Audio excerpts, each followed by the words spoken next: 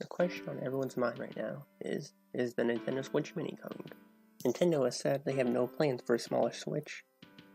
But this is Nintendo, we can't take everything they say at face value. They are the ones who denied the DS Lite a day before it was announced. I think a better question is if it would be really possible for Nintendo to make one at the moment, and if it would even be a good idea. Nothing I'm saying is facts, but purely my thoughts about this topic.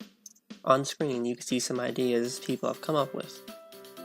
One is similar to the PSP, and the other is more similar to the Game Boy Advance SP. I am almost 100% sure that if there is a Switch Mini, it will look nothing like these. There are some issues that would basically make this an all-around bad move for Nintendo. Alright, so issue number one would be the hardware. The most logical idea behind the Switch Mini seems to be that it will be handheld only.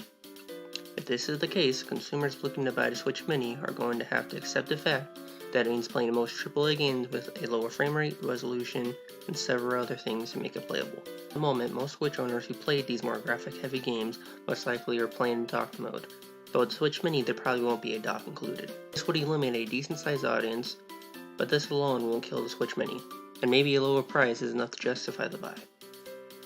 Which brings me to my next issue. Okay, so issue number two is the price and features or lack of.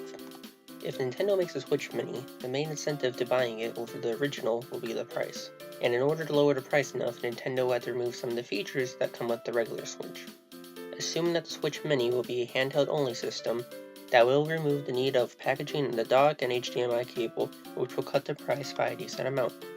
But even with those features gone, we can still expect the price to be around $250. I believe that this is not low enough to get consumers to purchase this over the original.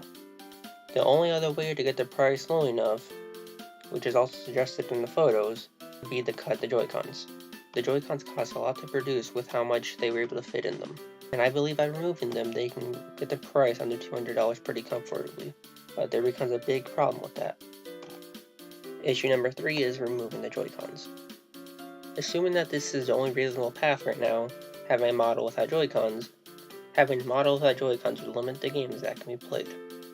Many of the first-party Switch games use motion controls, and with games like Super Mario Odyssey and Breath of the Wild, it wouldn't be too difficult to make those work without Joy-Cons, but they would have a hard time getting a game like Mario Tennis Aces to work without Joy-Cons.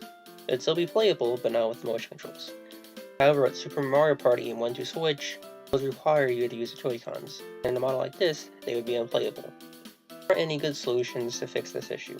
In addition, if Nintendo ever wanted to make a port of Super Mario Galaxy or the rumored Legend of Zelda Skyward Sword HD, those games would require motion controllers. Now at Galaxy, they can just assign a button similar to Super Mario Bros. U to do the spin jump, but the point and click Starbix mechanic would have to be redesigned.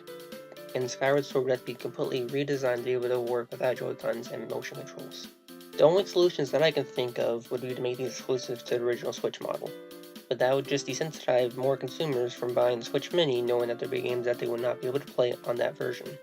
Alternatively, they can allow for Joy-Cons to still connect, but that would require you to buy Joy-Cons, which would cost an additional $80, which at that point, why wouldn't you just spend an extra $50 to buy a Switch in the first place? Personally, I believe that if they make another Switch model, it will be a more powerful version that will cater towards AAA game developers and fans alike. And even then, I don't think we'll be seeing one for a while saying that the Switch is just barely making it to 2 years old and still maintains its original price. Maybe a year from now, that will change. But those are just my thoughts on this topic. I don't know if anyone else had similar thoughts as I did. I couldn't find anything that would suggest this at the time of making this video.